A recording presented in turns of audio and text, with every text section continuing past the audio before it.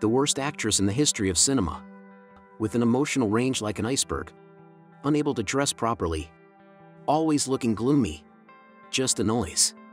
Over her 20-year career in film, Kristen Stewart has faced hundreds of such comments but continued to work, ignoring the opinions of haters.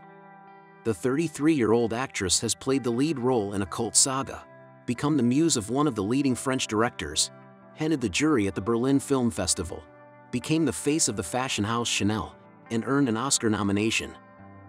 But despite the impressive list of achievements, Stewart remains a controversial actress for many viewers. She still rarely displays emotions on screen, breaks the unspoken rules of Hollywood, and doesn't hide her sexual orientation. In this video, we will dissect the career of the rebellious star and tell you how Kristen Stewart transformed from a despised starlet into one of the best actresses of her generation. Kristen Stewart was born in Los Angeles in 1990. Her father was a director's assistant, and her mother was a script editor. When the girl first visited a film set with her parents, she was amazed that children could act in movies and have fun while skipping school. At the age of 8, despite her shyness, Kristen firmly decided to become an actress.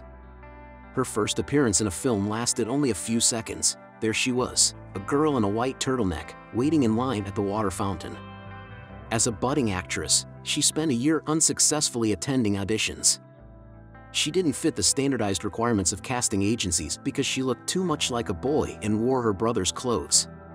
Nothing has really come in, nothing's really certain yet. Right now, I'm just going to school, and if anything big comes up, we'll take it as it comes. In 2002, a contemplative young girl was discovered by David Fincher. In the claustrophobic thriller Panic Room, Kristen Stewart portrayed Sarah, a character suffering from diabetes, who along with her mother, attempts to escape from criminals who have invaded their home. Her co-star was Jodie Foster, a two-time Oscar winner. Kristen's professional maturity as a 10-year-old actress, along with her ability to restrain her emotions, made her performance more nuanced. Kristen was so devoted to her work that during the filming of a particular scene, several blood vessels burst in her eyes due to the tension.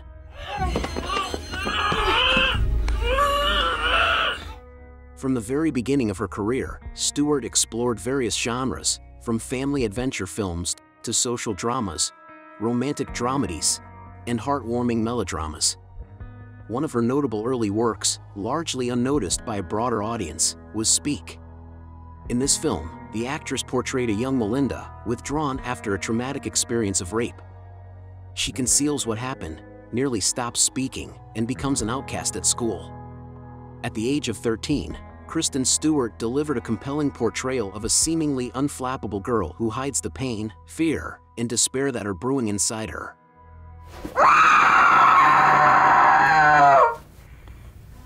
The young actress displayed a rare ability. Even when she remained silent, her eyes conveyed the character's emotions and thoughts. By the age of 17, Kristen had already achieved the status of a promising actress. She had the opportunity to work with the American cinema classic, Barry Levinson, and collaborate with Sean Penn in the road movie Into the Wild, where she played a supporting role as a young girl in love. How old are you? 18. 17. What year were you born?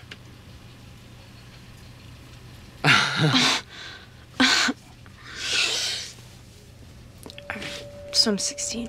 The passion and desire depicted in this scene captured the attention of Catherine Hardwicke, who at the time was searching for an actress to portray Bella Swan in Twilight, a moody film that combined vampire fantasy with teenage romance.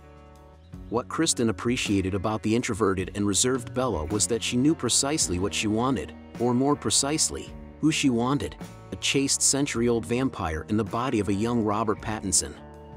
During the movie's production, producers insisted that Kristen smile more and that Robert be less contemplative, fearing they might not appeal to the audience. Nevertheless, the actors and the director stood by their vision, and the phenomenal box office success of Twilight, which captured the hearts of dreamy teenagers, validated the film crew's stance. Kristen Stewart's popularity grew with the release of sequels, gradually losing the visual elegance and charm of the first installment. Along with fame, the number of biting comments, both from the audience and critics, grew, ridiculing the actress's unchanging, phlegmatic style of acting. This manner of performance can be explained by the particular role of the character. The unremarkable Bella is a kind of blank canvas, merely a conduit for millions of female viewers who can imagine themselves in her place and immerse themselves in the depths of teenage passions. In 2012, on the eve of the final Twilight premiere, Kristen Stewart couldn't escape the front pages of tabloids. In paparazzi shots, the actress, who was then dating Robert Pattinson, found herself in the arms of the married director of the blockbuster Snow White and the Huntsman. Stewart instantly became the most hated star in Hollywood. After the scandal and the conclusion of the saga, her career trajectory changed drastically. Like Robert Pattinson, the actress did not appear in major studio films for many years, preferring independent projects. The adaptation of Jack Kerouac's cult novel On the Road, indie films with another awkward and nervous millennial, Jesse Eisenberg, and a biopic about women fighting injustice. The actress never shied away from complex themes. In the poignant drama Still Alice, she played a young woman who learns about her mother's serious illness. In the no less emotional film Camp X-Ray, Stewart portrayed a guard in a prison for terrorists who strikes up a friendship with an inmate who loves Harry Potter books.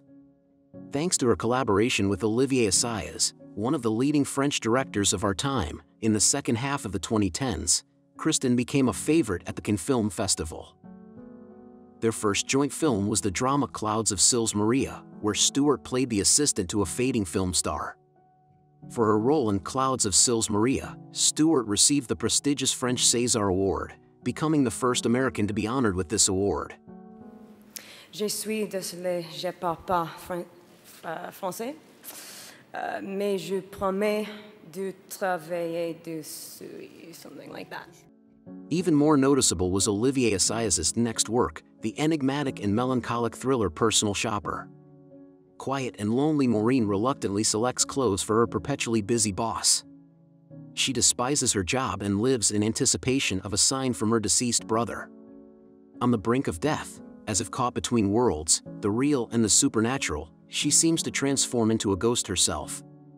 The entire film relies on the magnetism of the actress. Most of the time, Stewart is on screen alone, exuding a hypnotic sensuality. Despite critical acclaim, many viewers still do not accept Kristen Stewart, considering her expressionless and untalented as an actress. We've grown accustomed to the belief that good acting must be spectacular, with cries, sobbing, dramatic physical transformations, but Stewart operates at the opposite pole of the craft. She delves deeper into the inner worlds of her characters. The actress truly seldom displays intense emotions, but this is her conscious choice.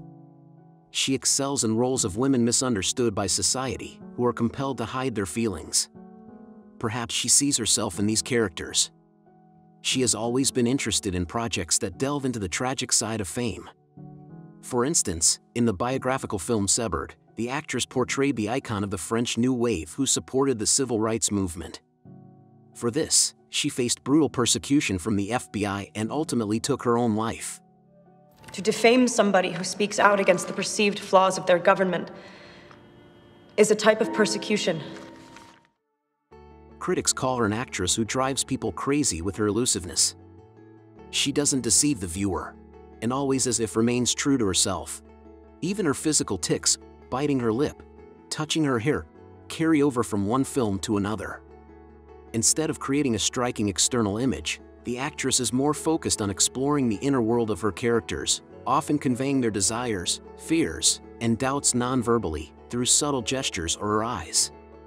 She considers this approach the most honest in an actor's work, to make the performance more natural. Stewart often doesn't memorize her lines in advance, but reads them just before the shooting. One of Stewart's most recent standout performances was her role as Princess Diana in Pablo Larraín's lavish fantasy Spencer. On the eve of Christmas, her character, driven to madness by surveillance, loneliness, and constraints, decides to leave Prince Charles. For months, the actress worked with a dialect coach to master the British accent. I don't want anyone to die for me. And I hope that your friend's wild horse was never tamed. In Stewart's portrayal, the princess is almost locked in a castle, childishly vulnerable yet simultaneously so strong that she can challenge the royal family.